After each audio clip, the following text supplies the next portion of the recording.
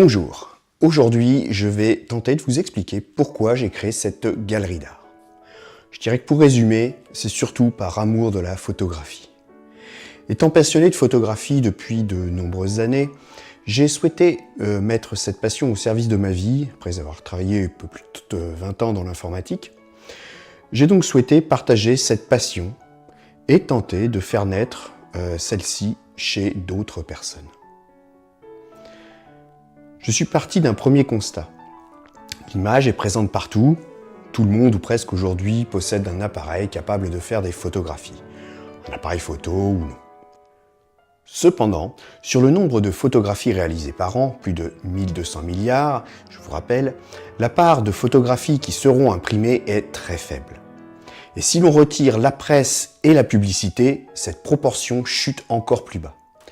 Il y a eu beaucoup de détracteurs de la photographie dans le monde de l'art, car beaucoup considéraient que l'action d'appuyer sur un bouton, le déclencheur, ne relevait pas et faisait donc abstraction du travail amont et aval nécessaire à la production d'une image, ne relevait pas de l'art.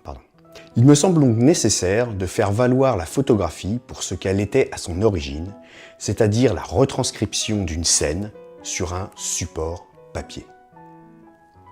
Le second constat, je me le suis fait en réalisant que beaucoup de photographes qui réalisaient déjà de la photographie d'art avaient trop souvent besoin d'avoir un travail alimentaire pour pouvoir continuer à produire leurs travaux. De plus, vendre et trouver une clientèle est un travail à plein temps qui empiète alors fortement sur le travail productif et créatif du photographe. Ces deux activités me semblent difficilement compatibles. Comme je le disais donc au départ, j'ai eu envie de partager cette passion. J'avais dans un premier temps l'idée de plutôt créer une galerie d'art physique, une boutique, mais le monde se virtualisant de plus en plus, on achète vraiment de tout maintenant sur Internet, il me semble que l'avenir de la galerie passe aussi par Internet, et ainsi la création d'une galerie d'art photo en ligne me semblait incontournable, et ce pour plusieurs raisons. Tout d'abord, la zone de chalandise d'une galerie physique est nécessairement liée à son emplacement. On se déplace rarement de 1000 km pour aller visiter une galerie. C'est un facteur déterminant, mais aussi limitant. Même en trouvant un emplacement très fréquenté, et quoi qu'il arrive limité par la clientèle susceptible de passer devant la galerie, avec Internet, la zone de chalandise est virtuellement limitée aux personnes potentiellement connectées dans le monde, ce qui est énorme. Ensuite, le monde de l'art contemporain est assez particulier en France. Ce sont souvent les mêmes artistes que l'on retrouve de galerie en exposition et d'exposition en galerie. Pourquoi ? Tout simplement parce qu'il est plus facile d'exposer si vous avez déjà été exposé et à défaut d'avoir déjà un nom. Le talent ne suffit pas, ou plus, toujours à permettre l'accrochage sur les murs d'une galerie. D'une part, lorsque l'on expose dans un espace physique, les galeristes ont imposé la notion de série, c'est-à-dire une cohérence visuelle, sémantique, thématique, coloriste, etc., d'un ensemble de photographies afin de permettre une mise en scène propre au sein de l'espace de présentation. Or, on peut tout aussi bien réaliser des œuvres sans pour autant avoir une suite logique dans ses créations. Il est également possible d'avoir une suite logique, mais au fur et à mesure des ventes de ces photos, le photographe risque d'avoir des trous je dirais dans sa série et ne plus avoir une réelle cohérence par rapport à ce qu'il présentait sur le marché au départ. En ayant une galerie en ligne, cela permet donc de pouvoir présenter des œuvres sans forcément avoir un contexte, les internautes étant largement habitués sur les sites marchands à trouver des articles disparates les uns à côté des autres. Enfin, je constate en visitant les musées que bien souvent, j'ai l'impression qu'un certain nombre de visiteurs passent à côté d'œuvres sans forcément prendre le temps de faire connaissance avec celles-ci.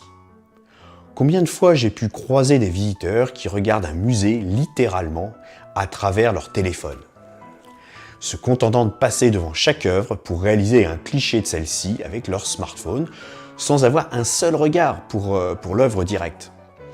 Mais ils sont toujours avec les yeux rivés sur l'écran de leur mobile. C'est un peu comme si l'on passait son temps à photographier les personnes présentes à une fête sans jamais tenter de leur adresser la parole.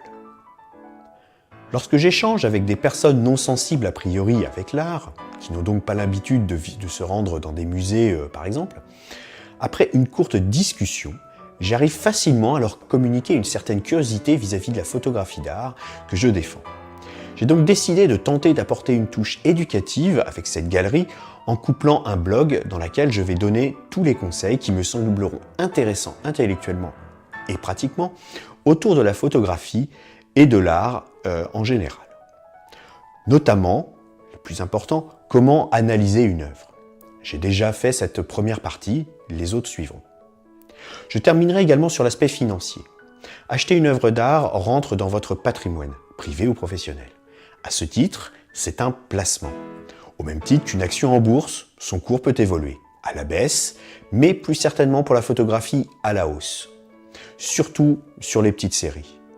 Mais contrairement à une action qui reste virtuelle, l'œuvre est bien réelle et va habiller très agréablement vos intérieurs.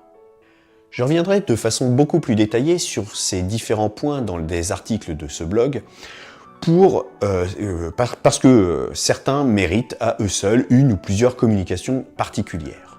Cependant, je vous invite à considérer l'excellence de posséder une œuvre photographique dont le nombre d'exemplaires ne dépassera pas 30 copies dans le monde, pour un prix qui reste très attractif au vu de la qualité de la photographie imprimée sur du papier d'art.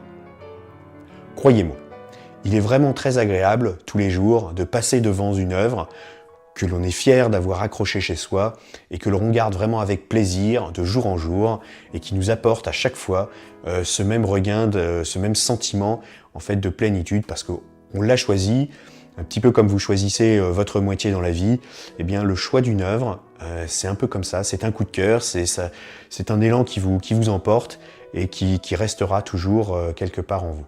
Voilà. Donc, venez visiter la galerie,